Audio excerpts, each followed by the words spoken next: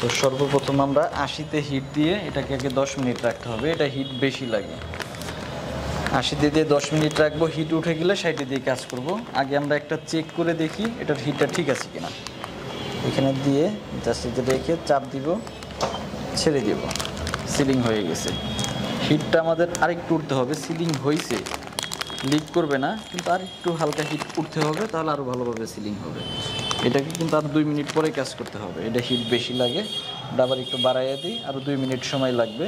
তবে যে সিলিং হয়েছে এটা চলবে, তবে আর একটু হিট বেশি হলে সিলিংটা আরও মজবুত হবে। আপনি একটা করেন দেখি ঠিকঠাক মতো কাজ করে কিনা। হাতে একটু পিছিয়ে ধরুন, নাহলে হাতে লাগবে। হয়েছে, ছেড়ে দেন। হয়েছে। জি হয়েছে। এবার হিট আর একটু হইলে গেটআপটা আর একটু ফুটবে, প্যাকেটের গেটআপটা আর একটু ফুটবে, দেখতেও ভালো লাগবে। এই যে ভাই কোথা থেকে আসছেন? আমি ভোলা দক্ষিণেশ থেকে আসছি। আচ্ছা, এখন কি কাজ দেখাইতে পারবেন আমাদেরকে? জি, দেখাইতে পারবো।